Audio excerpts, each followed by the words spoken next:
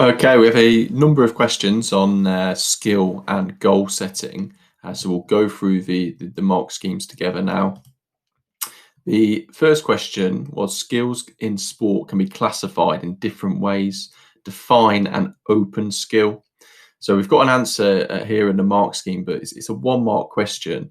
So as long as you put that an open skill takes place within a changing or unstable environment, then that will be enough to get the mark, as long as you've put changing or unstable environment in your answer.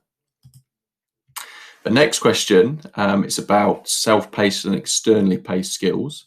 Outline the difference between self-paced and externally paced skills.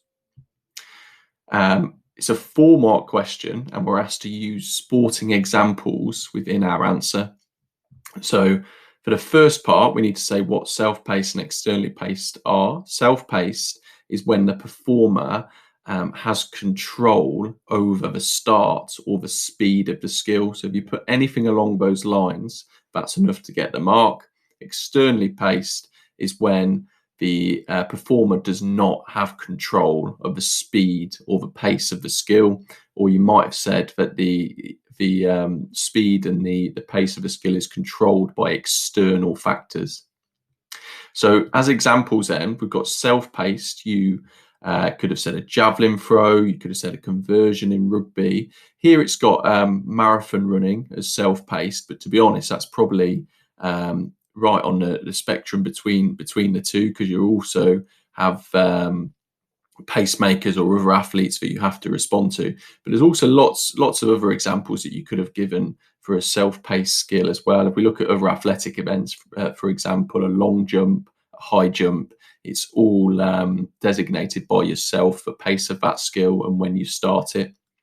Externally paced skills, the examples here are a sprint start, or it says when you respond to your opponent's movements whilst marking. And to be honest, you could have given lots of different examples from team sports, football, for example, responding to the movement of a pass. You could have said a goalkeeper diving to save a penalty relies on an externally paced skill, as you have to react to where the ball goes and the player taking it. So there's lots and lots of different examples you could have given. These are just a few of those examples. Give an example of a complex skill and justify your choice. This is quite a difficult question because it's 4 marks here. It's quite a short question, but it's 4 marks. So any complex skill you could have given. There's one here that's performing a high jump, because obviously if you don't concentrate fully when performing a high jump, you're likely to get that skill wrong and make a mistake. So that's why it's a complex skill. We could have said taking a penalty in football, throwing a dart, or there's lots of other examples of complex skills. These 3 marks here, I mean, it's a bit subjective really, but you have to explain your answer. So we've got requires a coordinated running in an accurate bend. So that's showing it's a more complex skill. A correctly timed jump in relation to the bar, and effective body position to clear the bar. So the main thing is that we've made 3 further explanations here in order to gain the marks. If we look at one other example we could have given, there are lots. You could have said, for example, throwing a dart for 1 mark. And then your explanation might have been something along the lines of, you need a stable stance, you've got to have accurate hand-eye coordination, and any nerves or distraction are likely to result in an error. So that's an example of how you could have picked up the 3 AO3 marks there.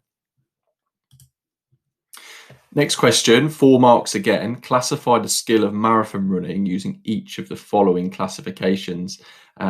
And it's really important. It says justify your choices. So if you just put, for example, basic, closed, etc., and didn't explain, then you're not going to get the mark. So we must explain this. So the answer would be marathon running is definitely a basic skill. That's because it's a repeated action and it requires very little concentration, or if you said cognitive ability, then that would be fine as well. It's right on the border. Remember how we said that skill classification is on a continuum. So it's right on the border between an open and closed skill. So you could have made the argument either way here. If you said it's a closed skill because of the repeated running action and it's largely unaffected and it's repeated in the same way, that's absolutely fine. Or if you said it's an open skill because you run in different environments, for example, different weather, or different courses as well. Or you could have said you have to change your running speed or position in order to avoid others or to overtake or to react to your opponents. Then that would be fine to argue that it's an open skill as well. Again, for self-paced or externally paced, you could go either way because it's right in the middle of the continuum.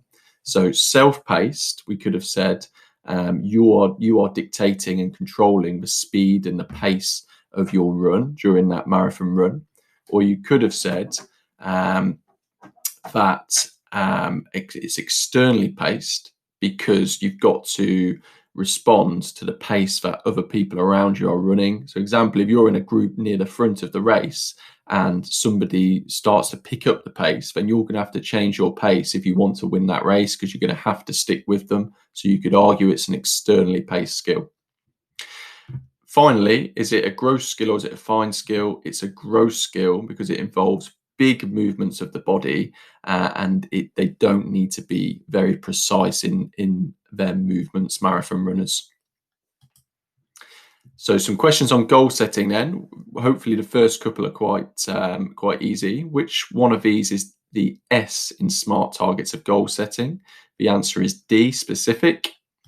Which one of these is the A in SMART targets of goal setting? It would be accepted. And the final question, outline the difference between performance and outcome goals. And this one's 4 marks again, so requires a sporting example, it says in your answer. So performance goals, personal standards to be achieved where there is no comparison with other performers. So we could have said that it's a focus on technique, a focus on skill, a focus on personal standards. And it's important that you say there's no comparison to others, or you might have said no need to aim to win. An example here would be an athlete aiming to increase their long jump PB from 4 meters to 4.25 meters. And that's obviously just focused on their own performance. It's got nothing to do with winning an event or the performance of any other athlete within that competition. Outcome goals, goals that focus on the end results, or you could have said focus on winning or beating others. An example of that would be an athlete aiming to win a gold medal at the Olympics, or it could be a football team aiming to win the league. But it's got to be a focus on winning.